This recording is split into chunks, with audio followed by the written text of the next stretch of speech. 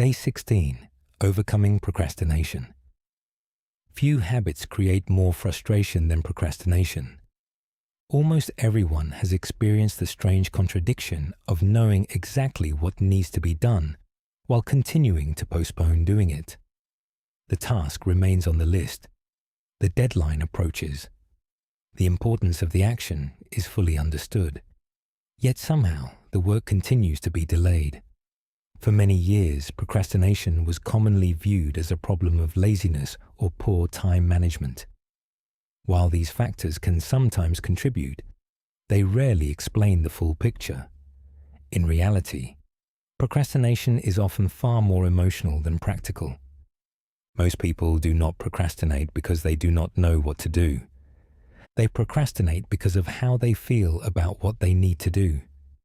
This distinction is important because it changes the way we approach the problem.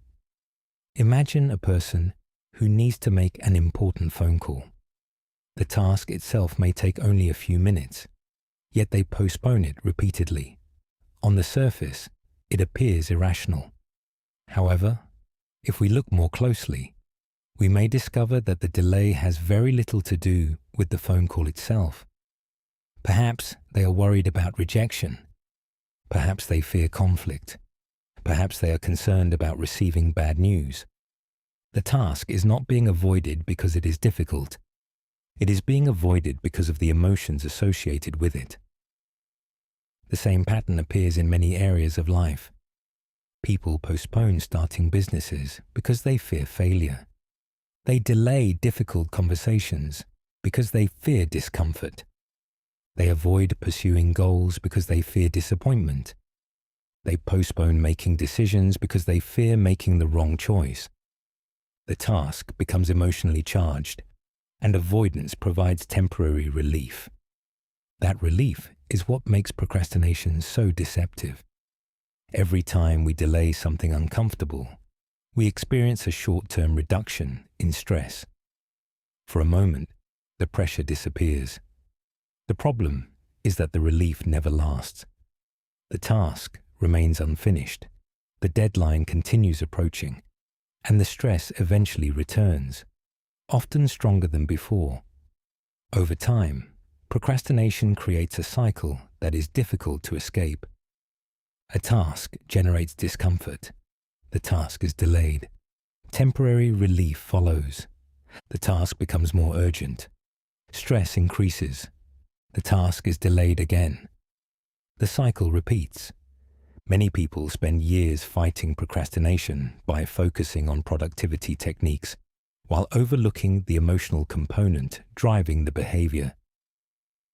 Productivity systems can be useful, but they are rarely enough on their own. Before solving procrastination, it is often necessary to understand what is being avoided. This requires honesty.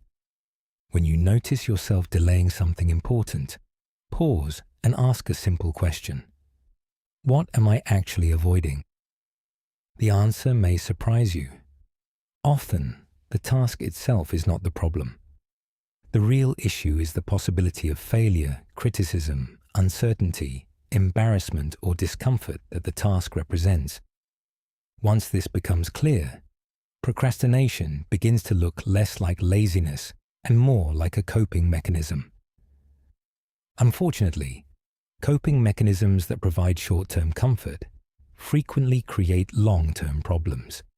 Another common cause of procrastination is perfectionism. At first glance, perfectionism and procrastination appear unrelated. One seems to involve high standards, while the other involves inaction. Yet they are often closely connected. People who struggle with perfectionism frequently delay action because they want everything to be ideal before they begin. They wait for the perfect plan, the perfect timing, the perfect level of confidence, or the perfect conditions. The difficulty is that perfect conditions rarely arrive. As a result, progress remains permanently postponed. Many books are never written because the first chapter is not perfect. Many businesses are never launched because the strategy is not perfect. Many opportunities are missed because the timing does not feel perfect. The pursuit of perfection becomes a sophisticated form of avoidance. The truth is that progress almost always precedes perfection. The first attempt is rarely the best attempt. The first version is rarely the final version. The first step is rarely the most polished step. Improvement happens through action, not before it.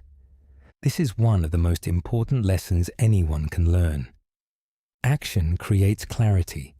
Waiting rarely does.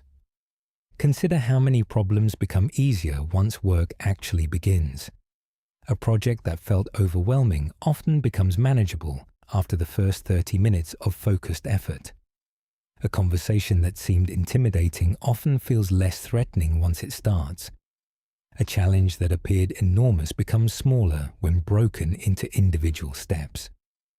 The mind has a tendency to exaggerate unfinished tasks. Uncertainty makes things appear larger than they are. Action provides perspective. This is why one of the most effective ways to overcome procrastination is to reduce the size of the commitment. Instead of focusing on completing an entire project, focus on starting it. Instead of committing to an hour of work, commit to 10 minutes. Instead of thinking about the entire journey, focus on the next step. The objective is not to trick yourself. The objective is to lower the psychological barrier that prevents action. Momentum is powerful. Once movement begins, continuing often becomes easier than stopping. Many people wait for motivation before taking action. In reality, action frequently creates motivation. The sense of progress generated by movement often produces the energy people were waiting for in the first place. This principle appears throughout life. Confidence grows through action. Discipline grows through action. Momentum grows through action. Waiting for the perfect emotional state often leads nowhere because emotions are constantly changing. Action, however, creates change regardless of how you feel. It is also important to understand that procrastination is not merely a productivity problem. It is often a trust problem.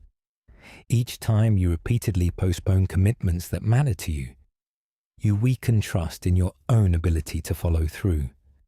Gradually, goals begin feeling less achievable because your actions and intentions no longer align.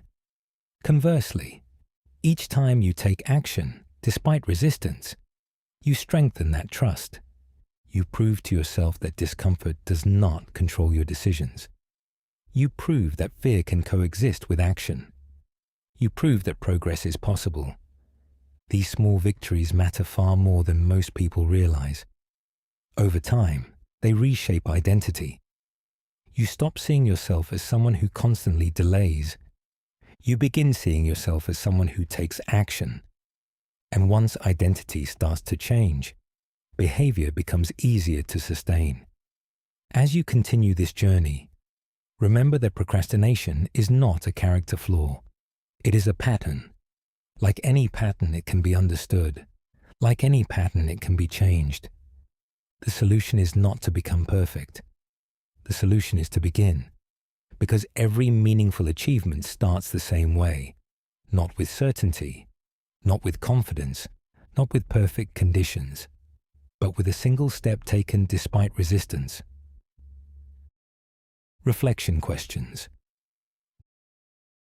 1. What important task have you been postponing recently? 2. What emotions might be contributing to that delay? 3. Do you tend to procrastinate because of fear, perfectionism, uncertainty, or something else? 4. How does procrastination affect your confidence and self-trust? 5. What is the smallest possible step you could take today? Daily action step. Choose one task you have been avoiding. Break it down until the first step feels almost impossible to refuse. Then spend at least 10 uninterrupted minutes working on it. Do not focus on finishing. Focus on starting. Success affirmation. I take action even when I feel resistance. I do not wait for perfect conditions. Every step forward strengthens my confidence, builds momentum, and brings me closer to my goals.